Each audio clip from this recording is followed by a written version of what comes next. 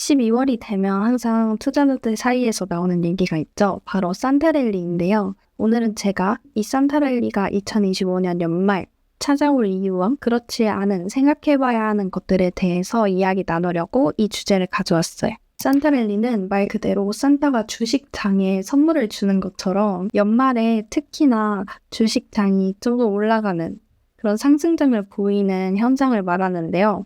이 산타랠리가 왜 일어날까요? 크게 세 가지 이유가 있다고 합니다. 첫 번째는 연말 정산 효과입니다.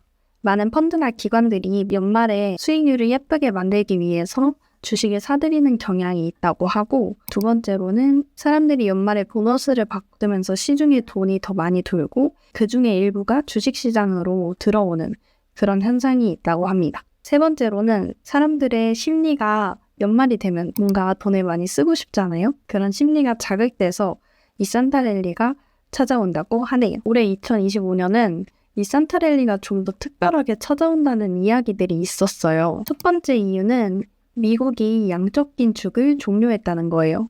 미국의 중앙은행이 시중에 풀린 돈이 너무 많다고 판단을 해서 이 돈을 다시 걷어들이는 정책이에요. 말 그대로 유동성을 줄이는 정책이죠. 원래 돈이 많이 돌면 주식시장에는 좋은 거니까 이 돈을 줄이는 QT 정책은 주식시장에는 별로 좋은 영향을 끼치진 않을 거예요. 과거 사례를 보면 흥미로운 점이 있는데 2019년에 8월에 이 QT를 종료한 적이 있어요. 양적 긴축이 종료되었을 8월부터 한 달 만에 7% 시장이 올랐죠. 과거가 미래를 보장하는 건 아니지만 2025년 12월 1일에 양적 긴축이 종료됐거든요. 산타랠리에 좀 더 촉매가 되지 않을까. 두 번째 이유는 AI 산업이 다변화되고 있다는 점이에요. 2023년까지만 해도 AI 하면 엔비디아만 떠올랐죠. 하지만 최근에는 상황이 좀 뒤바뀌고 있는 거 여러분들도 아실 텐데요. 구글이 자체 개발한 TPU를 사용해서 제미나이 3를 발표하면서 엔비디아 GPU를 전혀 사용하지 않고도 이런 식으로 AI를 회사들이 만들 수 있구나 라는 걸 시장에서 점차 깨닫게 되면서 AI 시장이 엔비디아 독주에서 여러 회사가 경쟁하는 구도로 뒤바뀌고 있다는 거예요. 실제로 2025년 들어서 구글 알파벳 주가를 보시면 엄청 많이 올랐죠. 연초에서 지금까지 거의 114%가 올랐어요. 무려 11월 한 달만 봐도 엔비디아보다 구글이 30% 더 올랐다고 해요. 이게 왜 중요할까요? 이제는 AI가 뜨면 여러 회사들이 함께 오를 수 있다는 걸로 변한 거죠. 그리고 한 가지 더. 여러분 워렌 버핏 아시죠? 이분이 2025년 3분기에 처음으로 구글 주식을 대량으로 사들이셨다고 해요. 그래서 실제로 버핏 선생님께서 매입하고 나서 장외 주가가 1.2% 정도 올랐다고 하네요. 세 번째 긍정적인 신호는 바로 차기 연준 의장 교체 가능성입니다. 이것 좀 재밌는 건데 제가 칼시라는 사이트에 이 베팅 결과를 가져왔어요. 사람들이 결과가 어떻게 나올 것이다 돈을 걸고 진짜로 배팅을 하는 건데요. 다음 연준 의장으로 트럼프가 이 케빈 헤셋이라는 분을 지명할 것이다 라는 의견이 75%로 지금 상당히 우세해요. 현재 제롬 파월 의장의 임기가 2026년 5월까지인데요. 케빈 헤셋은 만약에 내가 연준 의장이면 지금 당장 금리 인하할 것이다 라는 언급을 한 적이 있는 인물이래요.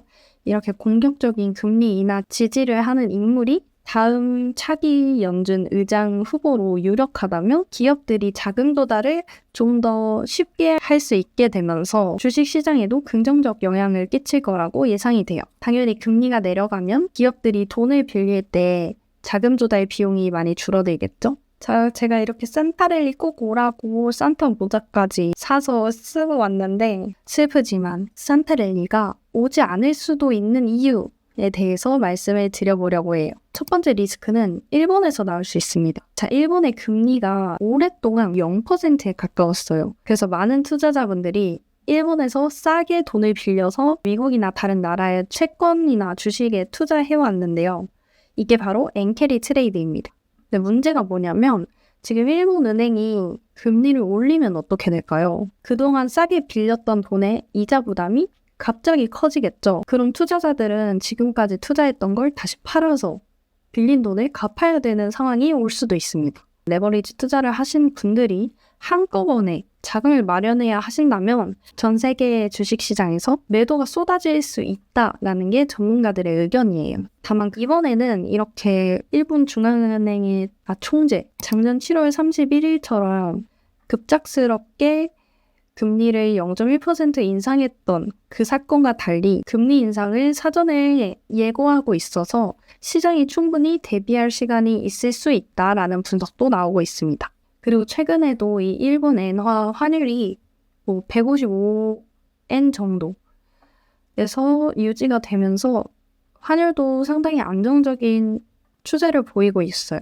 그렇기 때문에 리스크가 작년처럼 그렇게 큰 규모는 아니라는 점. 자, 두 번째 이유는 미국 주식의 밸류에이션이 상당히 비싸다는 분석이 여러 군데에서 나오고 있는데 그 회사의 가치에 비해 너무 높은 가격인가? 이런 걸 말씀드리고 있어요. 밸류에이션에 대해서 판단하는 대표적인 지표가 바로 PER인데요. 이게 높으면 투자자들이 미래 성장을 많이 기대해서 현재 기업의 가치보다 주가가 많이 올라간 상태라고 보시면 되는데요. 지금 나스닥의 PER이 29배 정도라고 합니다. 그 말은 즉슨 투자자들이 기술주들의 성장 동력을 상당히 높게 평가하고 있다. 실제 수익성보다. 그럼 문제는 뭘까요? 이제 4분기에 실제 실적이 좋게 나온다면 아무 문제가 없겠죠. 왜냐하면 지금 사람들이 평가했던 그 높은 성장 동력이 정말 실제로 실현되는 거니까 역시 내 예상이 맞았어 하고 오히려 주가가 더 오를 수 있을 거예요. 하지만 이렇게 사람들이 기대를 많이 해놨는데 그 기대만큼 실적이 나오지 않는다면 주가에 상당히 악영향을 끼칠 수 있겠죠. 그래서 올해 말 실적 시즌이 산타랠리의 마지막 변수가 될 수도 있다는 점 알아두시면 좋겠습니다. 세 번째는 가볍게 보고 넘어갈 암호화폐의 약세인데요. 2025년 들어서 암호화폐가 최고점을 찍었다가 10월 이후에는 급락해서 지금 시가총액이 연초 대비 10% 정도 줄었다고 합니다. 이걸 어떻게 해석해야 될까요? 암호화폐는 위험자산의 대표격인 자산이잖아요. 그래서 이게 떨어진다는 거는 투자자들이 위험을 회피하고 현금을 확보하고 싶어 한다는 신호일 수 있어요. 만약에 이런 흐름이 계속된다면 산타랠리에도 부정적일 수 있겠죠. 두 번째 시각, 이거는 산타랠리의 긍정적인 시각일 수 있는데 자금이 이동하고 있다는 거죠. AI 관련된 주식들이 요즘 강세를 보였잖아요. 암호화폐에 있던 자금들이 주식시장으로 옮겨가고 있다는 분석인데 이건 주식시장이 당연히 좋죠. 이렇게 보면 암호화폐의 약세가 오히려 주식장에는 강세로 작용할 수 있는 겁니다. 어느 쪽이 맞는지는 시간이 지나 봐야 알겠죠. 그래서 이 산타랠리에 대해 알아본 영상이 결론. 산타 할아버지, 연말에 제발 선물을 주세요. 저 모자도 썼어요. 자, 그럼 산타 할아버지의 선물을 받고 웃는 표정으로 만나요.